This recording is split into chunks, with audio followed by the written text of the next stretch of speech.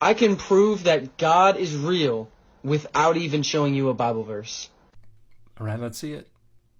Jesus died around 33 AD. Genesis was created almost 3,000 years before Jesus was even born. Genesis does not go back anywhere near 3,000 years before Jesus was born. The data indicate the stories of the book of Genesis were brought together into more or less the form it has now, probably around 500 or fewer years before Jesus. But some of the stories in the book of Genesis go back hundreds of years further, and the oldest poetic fragments in Genesis may go back to around 1,000, maybe 1,100 years before Jesus at the earliest. So if you take the names of each character in Genesis 5, Adam, Seth, Enosh, Canaan, Mahele, Jared, Enoch, Methuselah, Lamech, and Noah. So this rather arbitrarily omits the three sons of Noah, Shem, Ham, and Japheth, who are mentioned in Genesis 5, verse 32. You take the root Hebrew name and translate that into English, this is what it reads.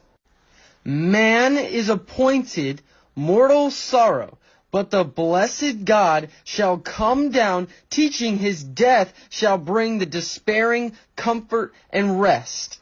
So there are three fundamental problems with this claim.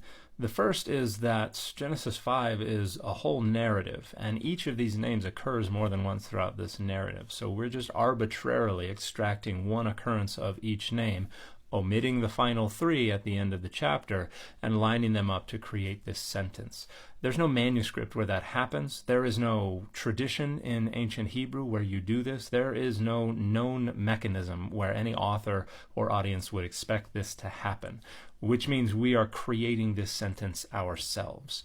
Second problem is that in creating this sentence ourselves, one has to actually manipulate what these names mean and manipulate their syntactical relationship. So the sentence begins, man is appointed mortal sorrow. There's no to be verb anywhere in these names. You have to provide the is, but we're also changing what these words mean. Appointed, if we accept that it means that, means appointed in the sense of the active verb.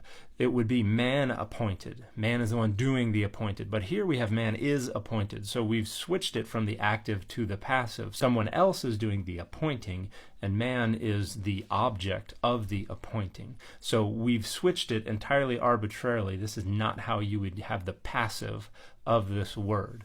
Mortal sorrow, if we accept that Enosh means mortal, then it is a noun. It refers to a human being who is a mortal. Here it is being used adjectively. Mortal sorrow. Sorrow of or having to do with mortality. Sorrow that is the result of mortality.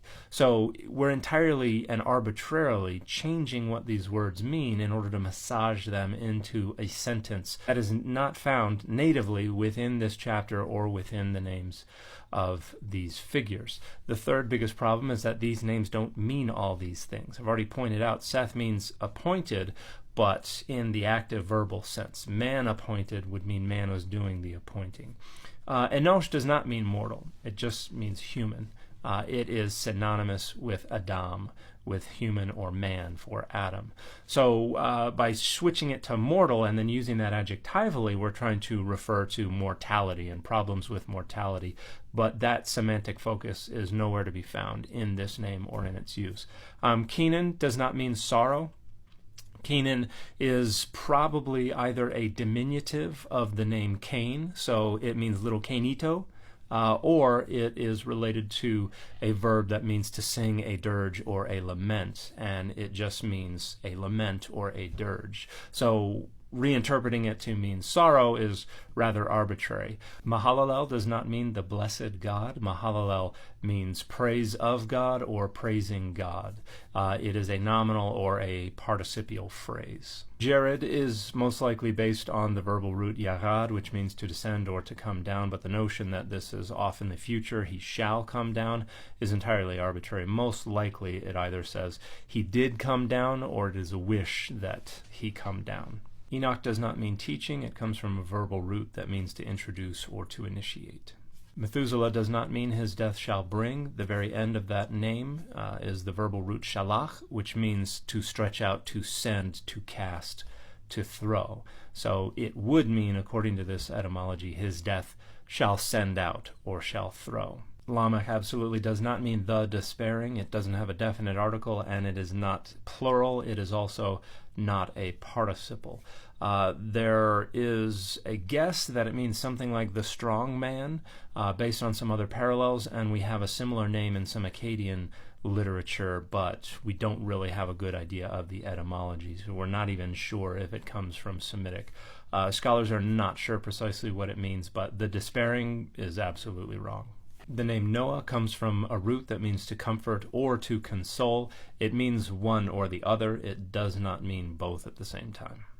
This is literally talking about Jesus before he was even born. 3,000 years before he was born. Now, atheists and anyone else who wants to disprove this, how is this possible? It seems pretty clear to me. Well, lots of things are possible when you're just making things up. And this particular set of things was made up by a dude named Chuck Missler, who was an engineer and who had absolutely no formal training whatsoever in any field relevant to ancient Northwest Semitic naming conventions.